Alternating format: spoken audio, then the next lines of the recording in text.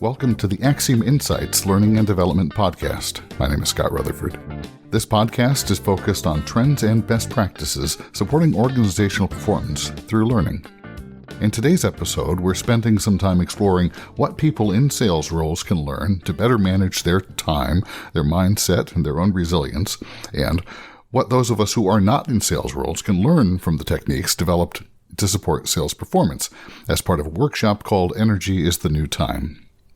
Joining me for this discussion is Bill Walton. Bill is a sales training and performance training expert who developed the Energy is the New Time workshop. Very proud to have been working with Fortune 500 organizations as well as early stage companies to help them with their client acquisition efforts and mean more to the existing clients that they currently have. My journey was basically a three-stage journey. I was a sales leader and a sales manager in the consumer products organization and woke up one day realizing I had more of a passion for learning than I did for selling the next truckload of Nestle's Quick, one of my employers, and followed that journey and had a chance to work for some larger training and coaching firms and picked up a graduate degree along the way and found myself in a situation where I had a little bit of cash flow and a few paying clients and really wanted to follow that lead. And I was really smart to attach myself some really good mentors. And once you have a few gray hair and walk a few hallways, you pick up a point of view along the way. And we've been able to do that. So I wanted to dig into some of that experience and explore with you what the rest of us, those of us who are not explicitly in sales roles, can learn from your insights helping people in sales and business development. In particular, we can just start out with the focus of the workshop that you organized called Energy is the New Time. And I think, as you sort of allude, I think we're all managing stress. We have day-to-day stressors. Everyone's trying to balance workday stress, our other commitments. So the pressures on time and energy are acute, I think, at the moment. So how did you come to develop Energy is the New Time as a workshop?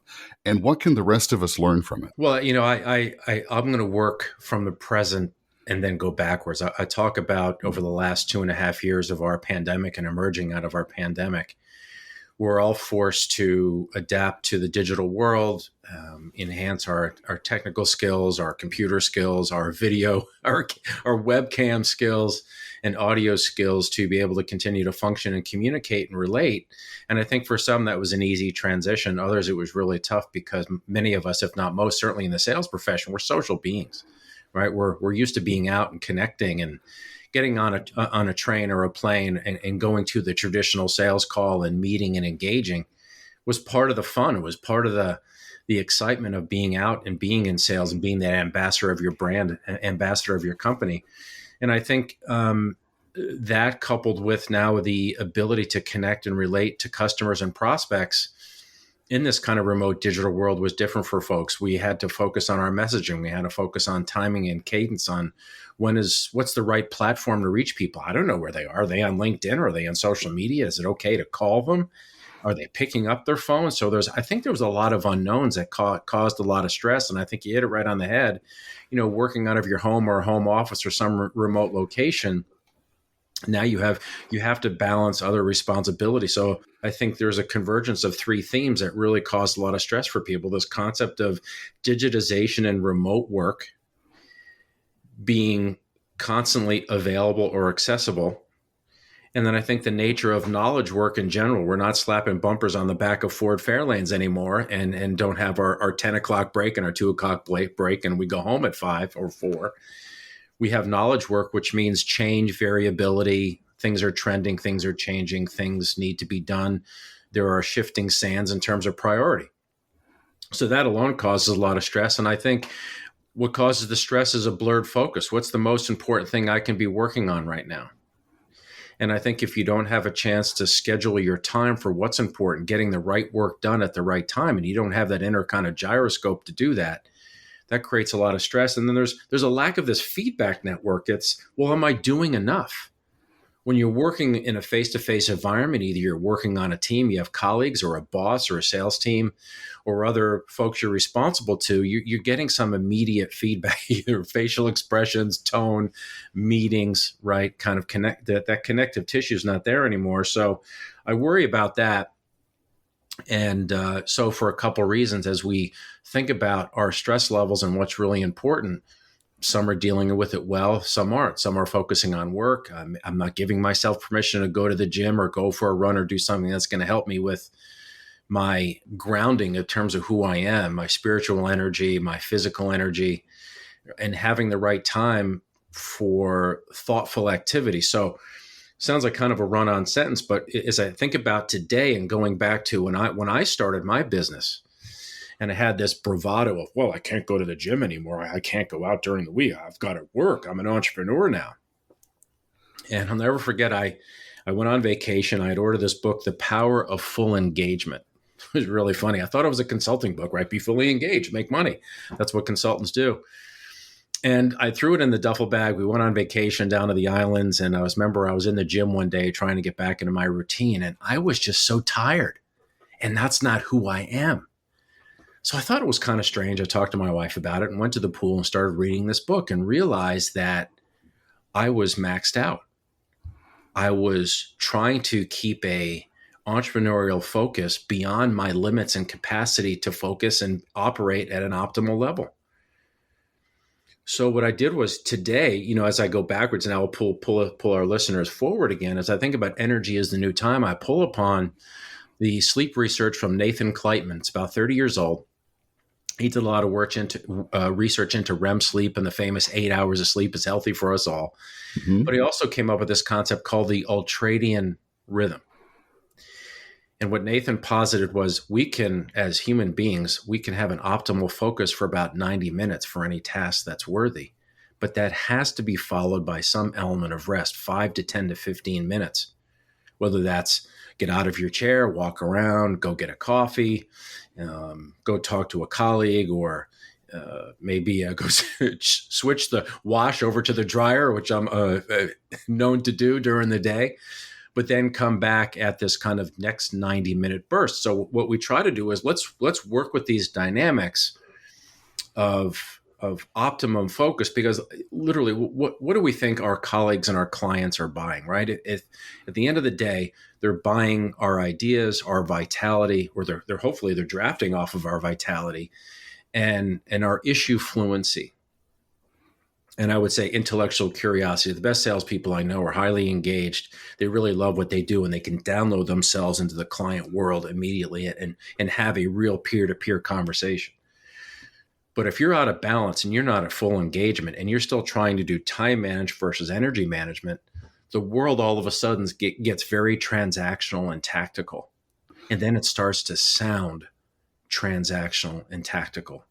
And that's when it sounds like I'm being a salesperson. That's when you sound like a salesperson as opposed to the trusted advisor. So I think it's important to understand what prospects and clients really value from us. Right. And it sounds to me like what you're describing in terms of managing your own time, managing your own energy so you can be more present and effective. It's a double-edged blade if you look at it that way, because on one hand, each individual has to be able to have the self-discipline and awareness to be able to take those breaks and recharge and refocus and re-energize as a part of the daily routine. But also, I think the other edge seems to me that, and you alluded to this earlier, especially in the world of remote work, the optics of taking those breaks becomes more difficult, in my opinion, because in an office situation, you can take 5 minutes, walk down to the water cooler, get yourself a cup of coffee. People still know you're on the job. They know you're working. That's sort of the old way of looking at it. You're visible. No one's really going to question that 5-minute walkabout.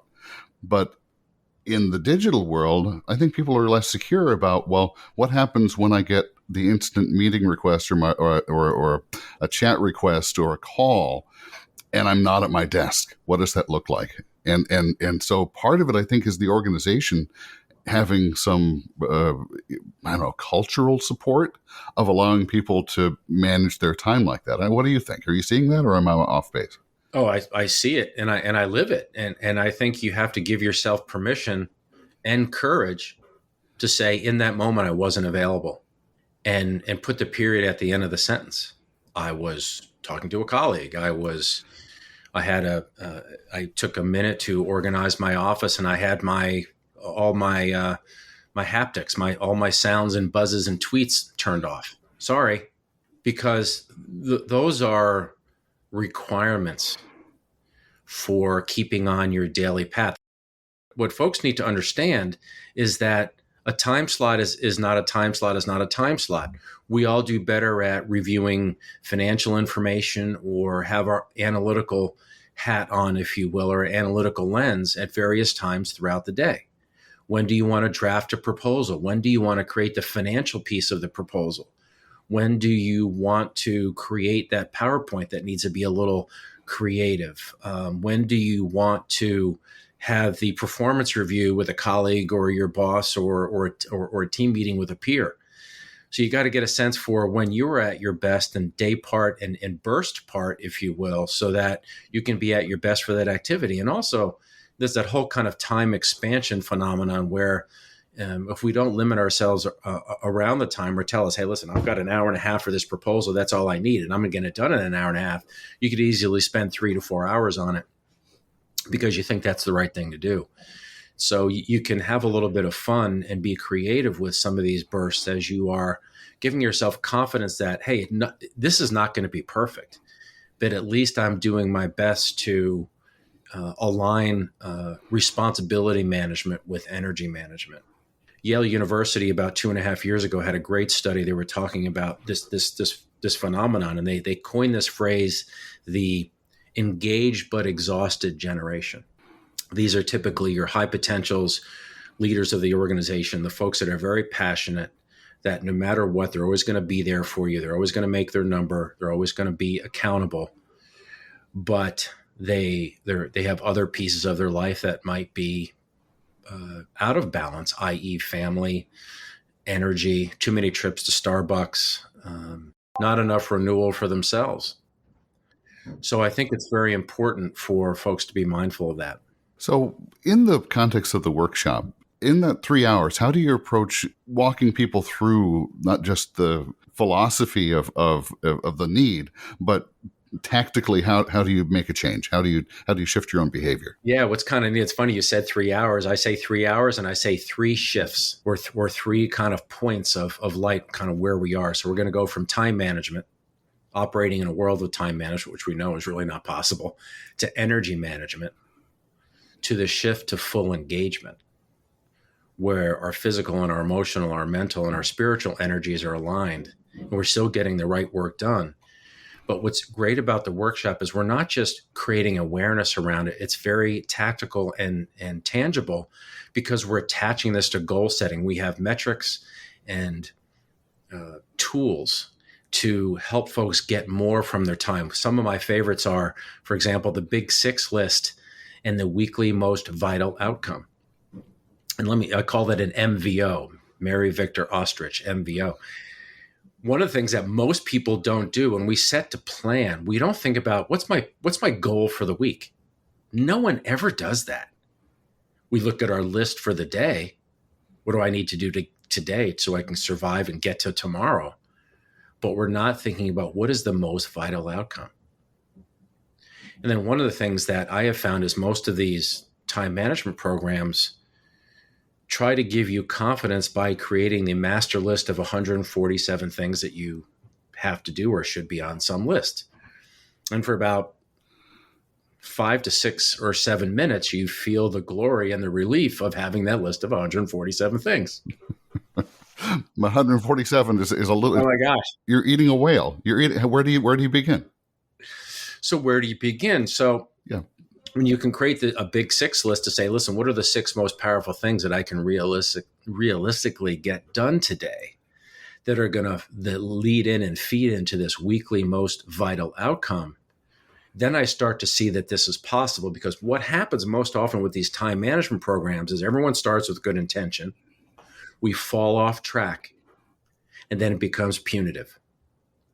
Oh, you silly goose, you didn't finish it, or hey, you didn't beat back your other priorities. You fell off the track. And what happens is when in the era of remote work, if you have any sense of duty, accountability, or competitiveness or purpose, responsibility, we're hard on ourselves. But if we're hard on ourselves in isolation, that's not healthy for anybody. So what we try to do is create these metrics and these benchmarks. I laugh with the audience all the time. I said some of my most productive days are when I go over to the recycle bin in our office and I grab a piece of paper, I fold it in half, and I find the nubbiest pencil I can find, and I create my big six list. Mm-hmm. But the other kicker is where I think some of the tangible nature of this program, both for sales audiences and non-sales audiences, is everything should fit into some big, humongous, audacious goal. A term, acronym of BHAG, which was coined by Jim Collins. Jim had written a few books. Good to Great was his most recent. And also Built to Win, where he and his team chronicled what made successful companies. And not just a great product or operational excellence. It was their focus on leadership and humanity and culture, in addition to really good execution. And what he found was these organizations that had lasted, that were built to last, and that went from good to great, focused on goals, big, humongous, audacious goals that almost kind of felt impossible. But as a result of going through a program like ours, it starts to feel more tangible. Mm-hmm. I can do that. And we all need a pull, right? We feel like we're being pushed into our work, but when you can create some of these goals and some of these rituals that actually pull us into the activity. I think about my day, the work that maybe you and I both do. I feel over the last 20 years, I really haven't worked. I'm doing what I love to do. Now, does it get stressful? Are there obligations? Would I love not to have to travel all the time? Sure. But, I'm very passionate. I love what I'm doing. And I find that the folks that are coming out of this experience are now finding some of that vitality or claiming back some of that passion. Some of our clients see their salespeople. Now they've got that intellectual curiosity and taking more time to really figure out what the personas they're connecting with, what really matters to them. How are they making money? What are they wrestling with? What are they really trying to accomplish? And things have gotten back to being more strategic and less kind of tactical and transactional. And their messaging is better.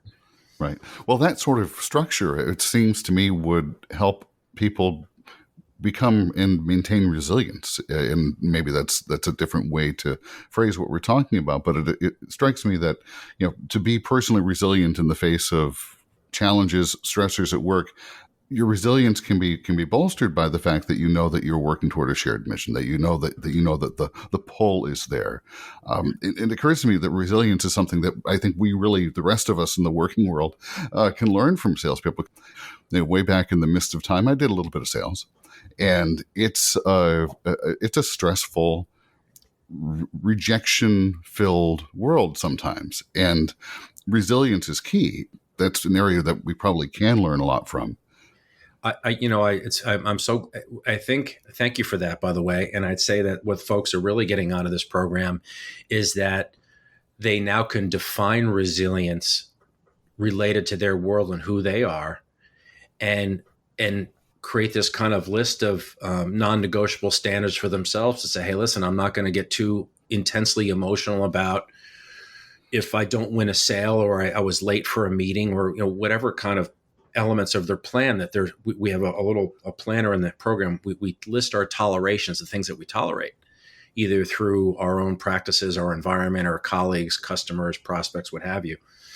That's really important to connect with. And now I'm not going to have that reaction because that's going to take me off my energy management plan. I'm going to choose not to linger on that point or dwell too much on that feedback that I got from a colleague or feedback that I got on a proposal from a client.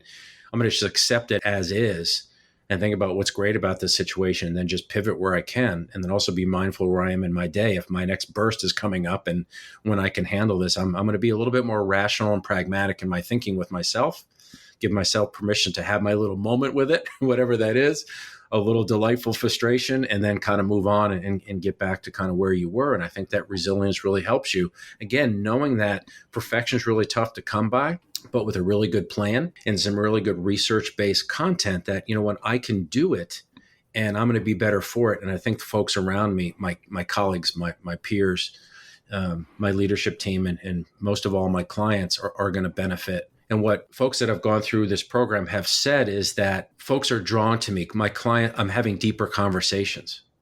I'm listening better because I'm giving myself permission to do that. I'm not filling my head to say, I don't have those 3 puff clouds over my head anymore saying, gosh, I wonder how this is going.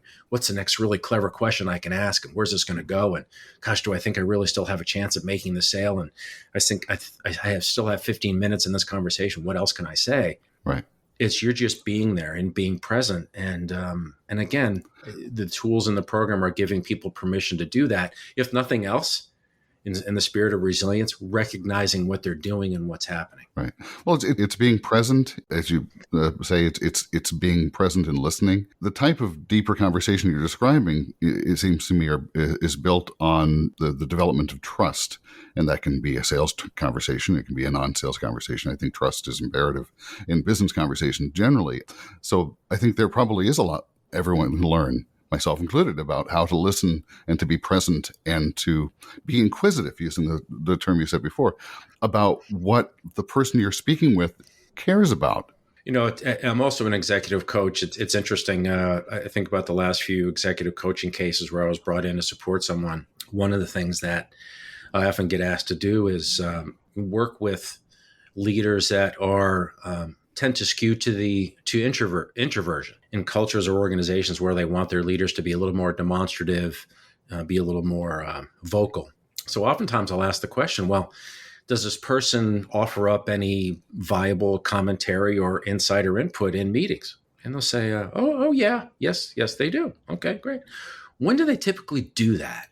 At the start of the meeting, when you're going through the agenda, or maybe when you're getting ready to break up and go on to your next meeting? Well, it's typically at the end. Right. What do you think that person is doing during that 47 minutes of the meeting? And they maybe oftentimes offer up the golden egg or the elegant solution. What do you think they're doing? And typically my client, my sponsor, doesn't have the answer. And I said, they're processing, they're integrating, and they still want to have an impact. So that's just an isolated example where what energy is the new time can help you do is quiet your mind a little bit and be that better listener, or be a better coach, depending on, if you're a leader. There is no better way to validate and affirm your employees than to have them feel that they've been intensely listened to.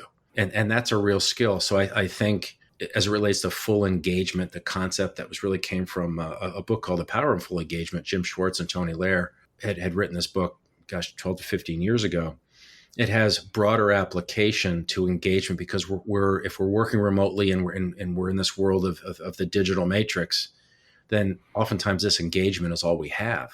So if I'm a leadership cadre and I'm running an organization, I'm going to invest whatever I can to make sure my people are connected and they've got these personal management skills, these self-management skills to be able to adapt to this. Sometimes it feels like a world without a floor or a world without a net as we kind of operate. A lot of the skills, the military are using the skills, all the major corporations are doing that. We're glad just to be a part of that, to, again, help sales organizations, but help those that also support them. Because at the end of the day, there is no they. We're the they. We're it. Right? And, we're oftentimes the army of one. So I think that's some of the benefit folks are getting out of this. Again, it's tangible. I think the other two things, if I may, of course, is that participants are understanding what's happening.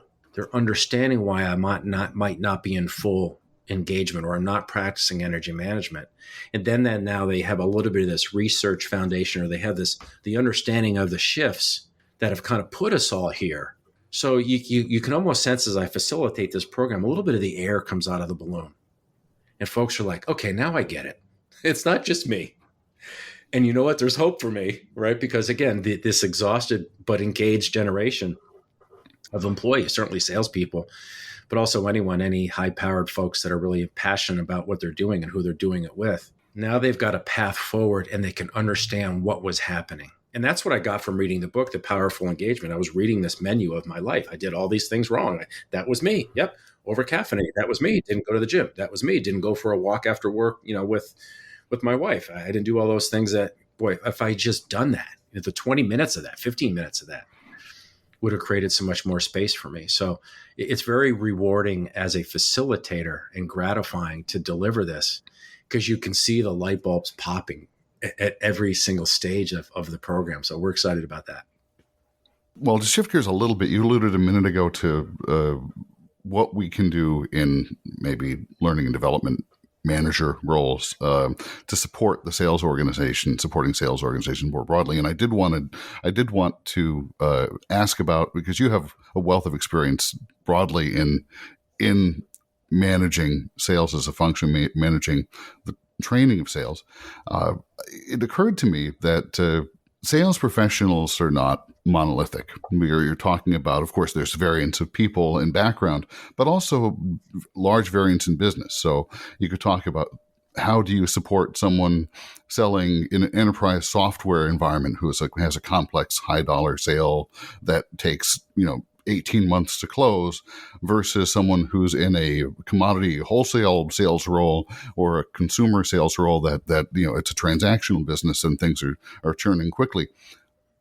How do you approach, or how would you advise someone to design and devise a sales training and support structure for their business, and what do you look for, and how do you make it the right fit? I realize that's a many tendrilled question, but I wanted to get your thoughts. No, it's a great one, and we're committed, and went to graduate school with some very senior learning partners, and it's the other side of the mirror for me. So I'm very empathetic to the role that they're in, but certainly we're glad they're there. I am a product of having really great training and coaching and leadership as a young executive. So really love that community. I think a couple things to think about to your first point about, having a more of a wholesale kind of transactional sale versus a sales cycle that's a little longer, a little bit more complex.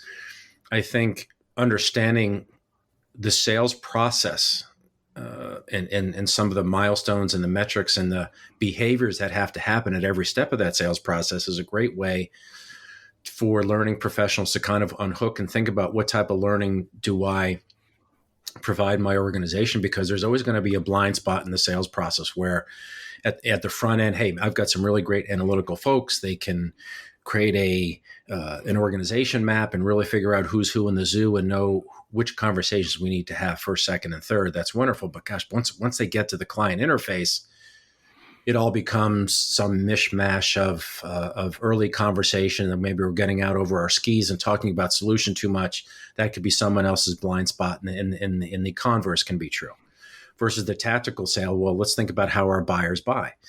If we're selling a tactical transactional product, where in our sales process can we maybe slow that down a little bit to get a little bit more engagement on the part of either it's a procurement professional, supply chain professional, or an owner of a company. So at least they see the value of our engagement and the value of our involvement in this process, versus just being an arbiter and a passage or a pathway to just buying a product. So I think there are value points, inflection points in every sales process, no matter what you're selling and who's doing it, where you can examine that and train to that. So I think that's really helpful. One of the things I get concerned about, and I'm mindful of, and there's solutions for it, is that many organizations have anywhere between 3 to 4 demographic bands under one roof of salespeople, right? From the college graduates fresh off the college campus who want to focus on a career in sales, to folks that maybe have 5 to 6 years of experience, to folks who are maybe in their late 30s, early 40s. I don't want to bring age into this, but well, you could talk about experience. And actually, my observation has been that tenure in sales tends to be, and I believe the word is bimodal. You either have people who are, 0 to 5 years experience, or maybe even 0 to 3. There tends to be a fairly high rate of burnout in those early years. Or you have people who have been doing it for 25, 30 years and are stellar, and it's all they will ever do. Do you see that? Is that just is my lens not aligned with yours? Or because if it is bimodal in that way, it seems that the training and support that we would need to put into the business strategically has to deal with, okay, well, first, how do you support and scaffold around the folks who are early career to bridge that gap, to make them successful so they can become late career? Yeah, so I think and I work with a lot of early career salespeople across many industries. I think what learning organizations need to understand is what they lack, and it's to no fault of their own, is they lack business acumen. They lack the understanding of various industries, how their channels of distribution work, what their value chain, what their value proposition is. And they don't have that ability to kind of peer into the organization and think about where their solutions or products can fit. And so that's where I think learning organizations are doing a great job, is giving younger salespeople a perspective into the industries that they're selling into, and they're helping them with their issue fluency. One of the things that, if you're a seasoned salesperson, to me, you have to be careful there, because this, you could have people that have 20 years of experience, but 20 years of selling in the wrong way. So what is that 20 years of experience really about? How many business cycles have they sold through? Right. So I think about my own organization, my own experience. I started my business 8 months before September 11th. And then we got on a rhythm from 2002 to 2007. And all of a sudden we had a 5-year recession. And then we recently had the pandemic. So learning organizations are really helping their folks pivot, thinking about what skills that they need to have. And I think we were all caught a little flat-footed coming into the pandemic, because now we're all working remotely. Do we have the right webcam? What kind of technology do we have? Maybe we've all kind of tried to get the last maybe year or two out of that laptop that just is not going to be able to have the horsepower for us to continue to work remotely. So I think, that getting off tangent here, but I think now that we can understand the demographics of your sales force and what folks need, you can now tailor that curriculum. And on the one hand, it's interesting, we're talking back to Energy is the New Time. That's actually a program that I recommend for the top gun of organizations, right? That top 10%, your high potentials that are all the way over to the hard right of the sales talent curve, because they don't need sales training. What they need is they need a survival strategy. They need to be able to, operate at that high level of engagement. Yeah, it's a behavioral performance sustainment strategy at that point. Well, it's funny, where I was at a large financial organization. I was down in Dallas, Texas last year, and they're all sitting in these very interesting, big, huge room with, picture a huge ballroom with anywhere between 100 to 150 lazy boy easy chairs. And it was right. It was a great form. Everyone's very relaxed. And I'll never forget, someone in the front row, I could tell this person was very successful, said, "Hey, Bill, this stuff kind of sounds pretty good. Do you think I should do some of this?" And I smiled at my sponsor, and then I looked back at this individual and I said, "Everything that I'm sharing with you here today is a survival strategy, not a serving suggestion." And I say serving suggestion like the picture on the box of your famous frozen dinner. And I think everyone laughed and they really got it. And one of the things I love to say is I still carry the bag. I am one of you. Everything that I profess, certainly everything that's in this program, Energy is the New Time, I do. And I know when I've fallen off track, or I laugh all the time. We have this beautiful park right next to our offices here. I'm in the Princeton, New Jersey area. And the three towns got together and created the 60-acre park. And when I either go out for a ride or a jog or a walk, brisk walk that is, I always come back with 3 bankable ideas.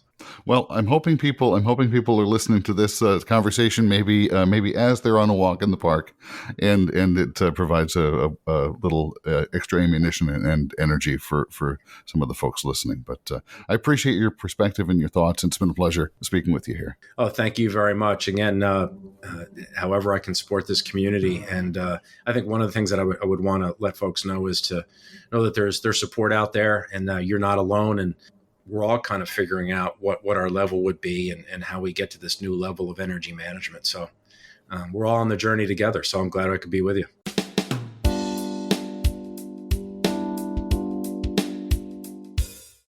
My thanks to my guest, Bill Walton. If you'd like to make the Energy is the New Time workshop available to your team, it's available from AXIOM through our partnership with Zeiberg Consulting.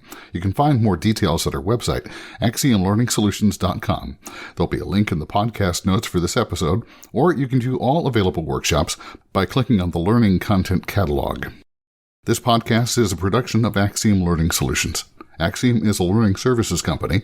We work to support L&D teams with the people and resources to accomplish virtually any learning project. When you have a learning goal and need more resources, AXIOM can provide the staffing and project support to help you be successful. If you'd like to discuss how AXIOM can support your learning initiatives, please contact us at AXIOMlearningsolutions.com. Thanks once again for listening to the AXIOM Insights podcast.